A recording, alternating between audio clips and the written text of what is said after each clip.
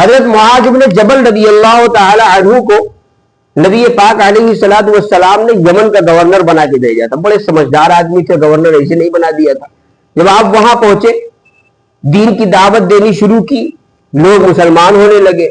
ایک نواب زادے تھے, رئیس زادے تھے, بڑے آدمی تھے, قبیلے کے سردار کے بیٹے تھے, وائل ابن حجر رضی اللہ تعالیٰ عنہ, انہوں نے اسلام قبول کر لیا. اور جب اسلام قبول کیا حضرت معاذ رضی اللہ تعالیٰ عنہ کو بڑی خوشی ہوئی.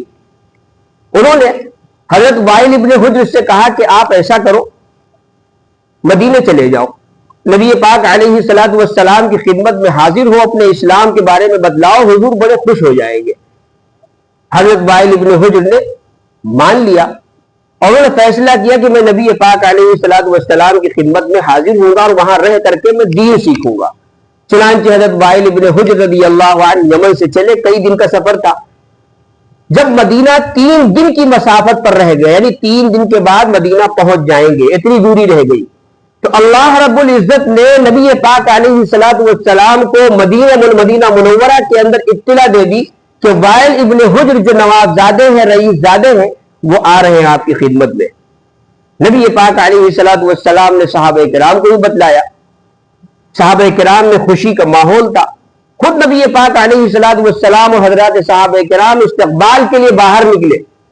جب وہ آئے, نبی پاک علیہ الصلوۃ والسلام نے ان کو پکڑا, ساتھ میں لیا, اور اس کے بعد آپ مسجد نبوی میں لائے اور اپنی چادر مبارک بچھائی اور کہا اس پر بیٹھیے. اتنی عزت دی ان کو. اس کے بعد وہ نبی پاک علیہ الصلوۃ والسلام کی خدمت میں 20 دن رہے. 20 دن کے دوران انہوں نے جہری نمازیں جو حضور اکرم صلی اللہ علیہ وسلم کے پیچھے پڑھی, وہ 60 نمازیں بنتی ہیں.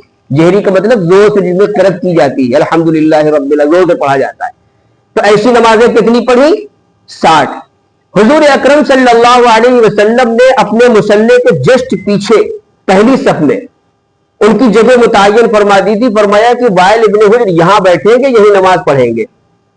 ان کی روایت ہے, وہ کہتے ہیں کہ میں نبی پاک علیہ الصلوۃ والسلام کے پیچھے نماز پڑھ رہا تھا. نبی پاک علیہ الصلوۃ والسلام نے 3 مرتبہ نماز کے بعد جو آپ نے فرمایا وَلَضَّالِّينَ, تو آپ نے 3 مرتبہ کہا آمین, مد بہا صوتا, اپنی آواز کو کھینچا, اور کہتے ہیں سمعتہ وانا خلفہ, میں نے سنا اس حال میں کہ میں حضور کے جسٹ پیچھے تھا. اب آپ اندازہ لگائیے حضور نے کتنی زور کہا ہوگا. ظاہر سی بات ہے کہ پہلی صف میں سنا انہوں نے. اس کے بعد وہ کہتے ہیں ثلاثن, یعنی 60 نمازوں میں صرف 3 نمازوں کے اندر حضور اکرم صلی اللہ علیہ وسلم نے زور سے, یعنی اتنی زور سے کہ پہلی صف میں کھڑے آدمی کو سنائی دے, بس اتنی زور سے صرف 3 نمازوں میں آمین فرمائی. وَلَضَّالِّينَ کے بعد نماز میں اس سے زیادہ بلند آواز نہیں تھی. پھر آگے ایک اور بات کہتے ہیں, وہ کہتے ہیں کہ اُرَاهُ إِلَّا لِيُعَلِّمُونَا, میرا خیال ہے حضور نے صرف 3 نمازوں میں زور سے اس لیے کہا تھا تاکہ مجھے پتا چل جائے کہ وَلَضَّالِّينَ کے بعد آمین بھی کہا جاتا ہے. تو معلوم ہوا زور سے یہ سنت نہیں ہے, زور سے سنت نہیں ہے بلکہ مصلحت ہے. مصلحتاً حضور اکرم صلی اللہ علیہ وسلم نے صرف 3 نمازوں کے اندر, 60 نمازوں میں سے صرف 3 نمازوں میں حضور نے زور سے اس لیے کہا تاکہ یہ 9 مسلم جو آئے ہوئے ہیں وائل ابن حجر, ان کو پتا چل جائے کہ وَلَضَّالِّينَ کے بعد آمین کہی جاتی ہے. آمین کا مطلب ہوتا ہے اے اللہ قبول فرما.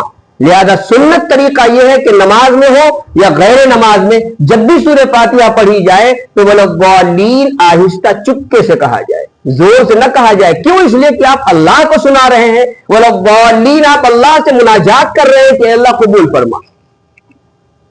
حدیث یہ بھی ہے کہ آپ نے 3 مرتبہ کہا, یہ حدیث ہے, لیکن زور سے کہنا سنت نہیں ہے, آہستہ کہنا یہ سنت ہے.